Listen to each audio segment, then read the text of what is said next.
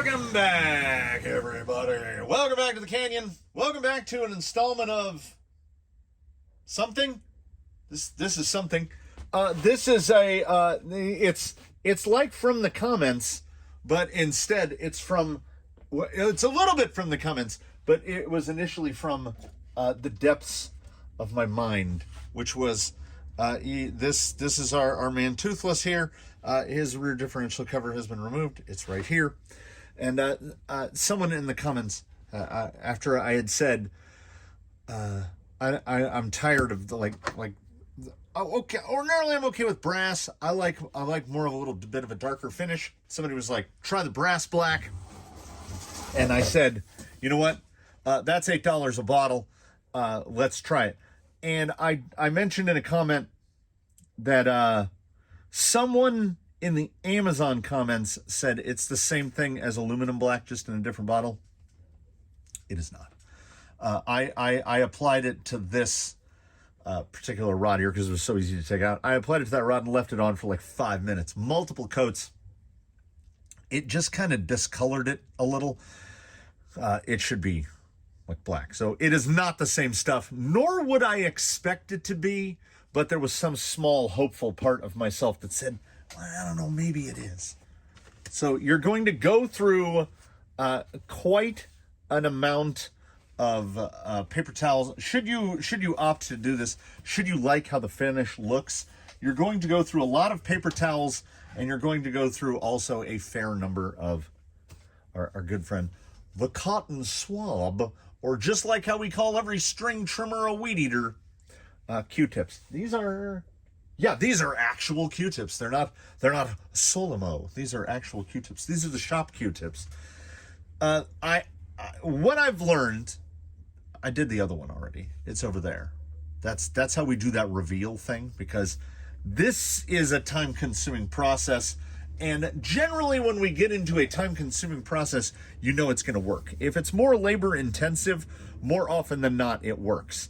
And I have found that in the parts that I did, this is our good friend 4/0 steel wool, the flexible abrasive, as it says on the packaging.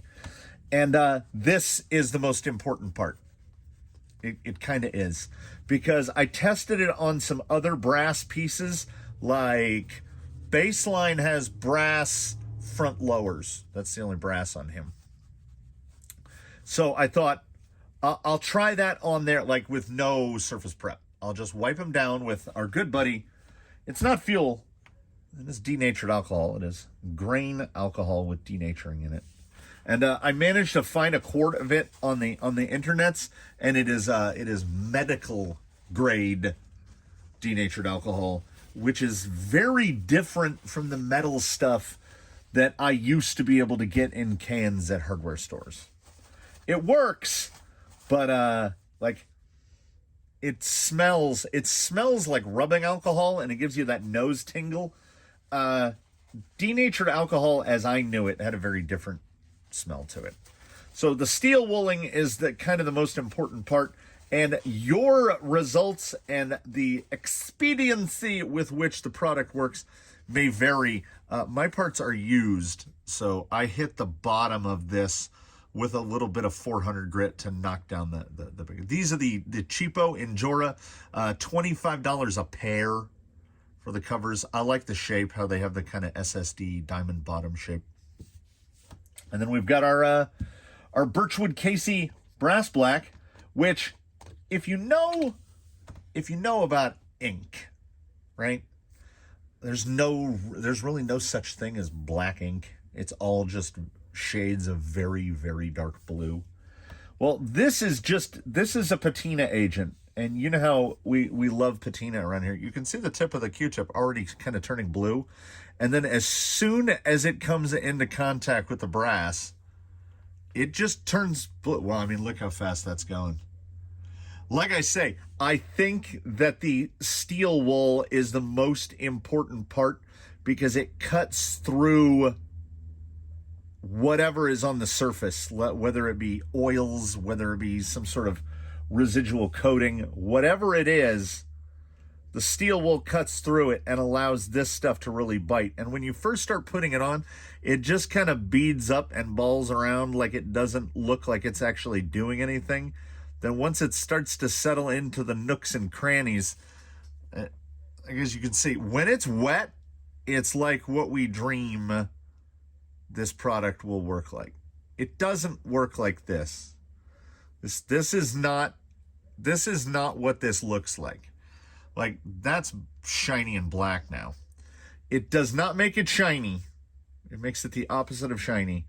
And it makes it something akin to black. Yes, it's certainly more black than the item starts off as, like shiny brass in there, and then that. So it does. And so this, I pre-prepped this. I steel wooled it, and then I alcoholed it, and I wiped it down, and I blew it dry with the air, and I let it sit while I was getting the stuff ready to film.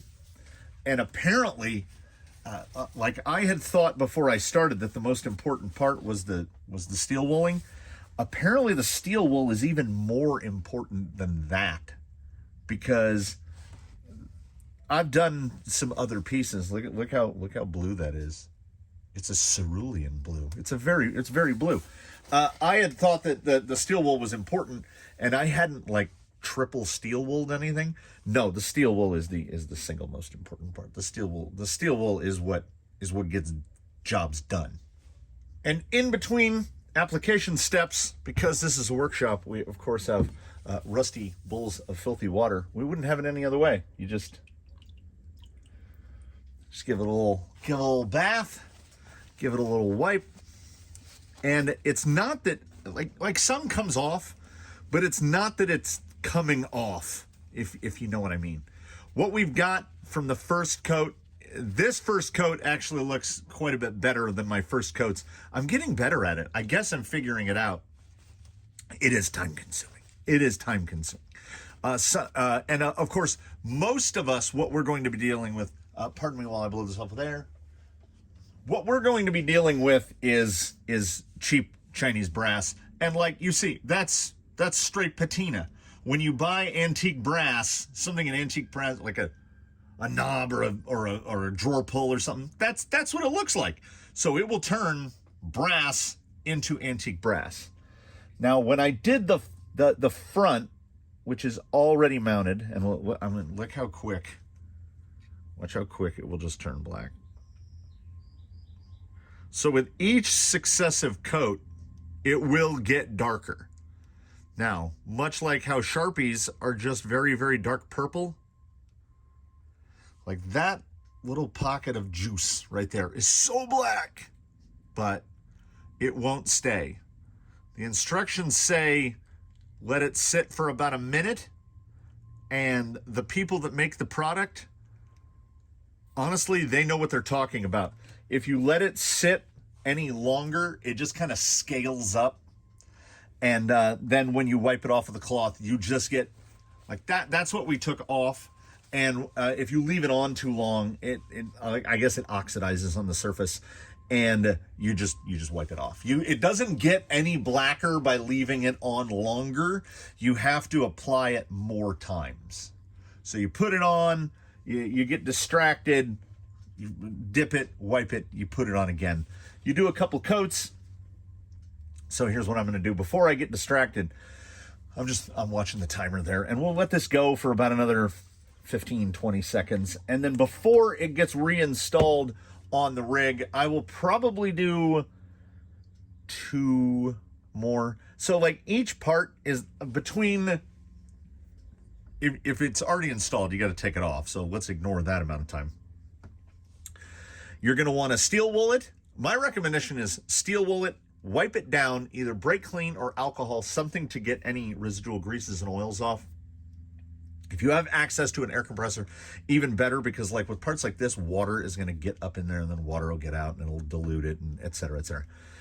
Then do it again. Steel wool it and then wipe it down again, and then do this. Dip, wipe, apply, dip, wipe. Just keep going until you get something approximating the color that you want. And it's crazy. When you dip it in the water, it's impossible to see unless you're looking directly for it. It's just blue. Like, it looks like you dipped like blue frosting or dropped a drop of blue food coloring in it, and it just dissipates into the water.